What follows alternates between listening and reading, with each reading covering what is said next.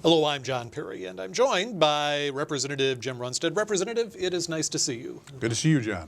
Several things to talk about today. First off, we've talked about this in the past, about how state law, the state constitution, need to keep pace with changing technology in our society.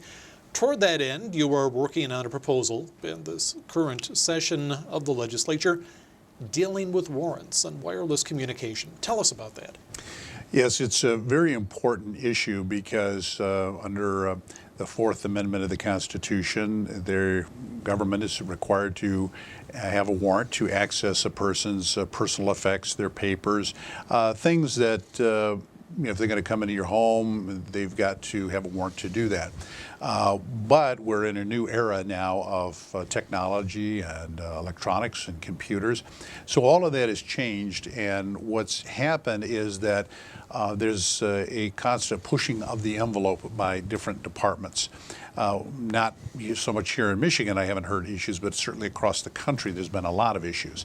And the examples are that departments were going into cell phones. They had a cell phone reader when they would come up to the car and be able to capture the data. They also would be able to put GPS devices on vehicles to track where people were going. Both of those cases went to the Supreme Court. They were adjudicated up to the Supreme Court, and the Supreme Court ruled no, under the Fourth Amendment, it's not permissible to do that without a warrant. The problem is that that took a long time to go to the Supreme Court, and there's a constant infusion of new technologies. So every one of them would have to be going to the Supreme Court one by one. So this bill basically it's a resolution that would add a warrant requirement for any kind of law enforcement to access a person's electronic data and communication. The same proposal passed in Missouri in 2014, and has been seamless. There's not been a single issue with the passage of that constitutional change. So I've contacted every law enforcement, attorney general, everything in Missouri, and not a single issue has arose.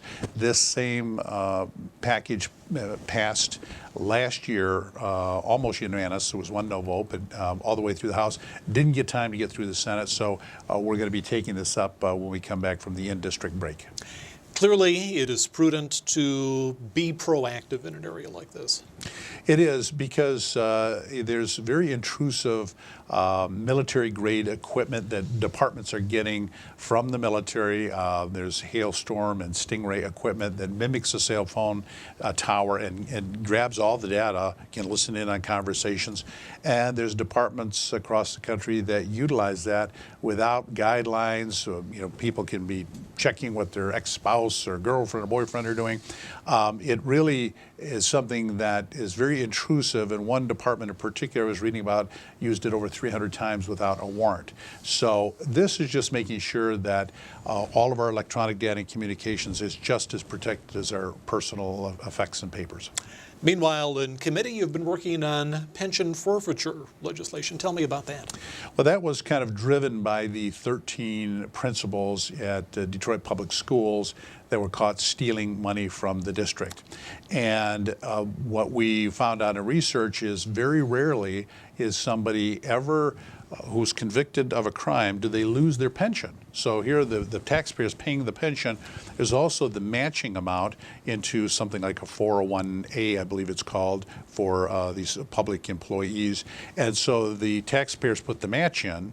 That was still allowed to be retained by the individual who was stealing, along with the pension. So this bill, which just passed this week, is going to retain that pension, and it's going to retain that match for those who are convicted of stealing the money. So here again, maybe people would say in a common sense. Yeah, it passed unanimous, so I think it is. I think it's a common sense maneuver. And I tell you, what drove me to do it was the number of people that were contacting me by emails and just in person. You mean that these principals and vendors and all these people that are stealing this money, which had national coverage? Yeah, that they get to keep their pension and their match that we as taxpayer paid in.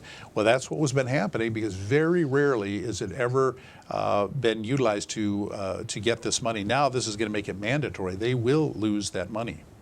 Representative, thank you very much. Thank you, John. And I'm John Perry. Thank you for joining us.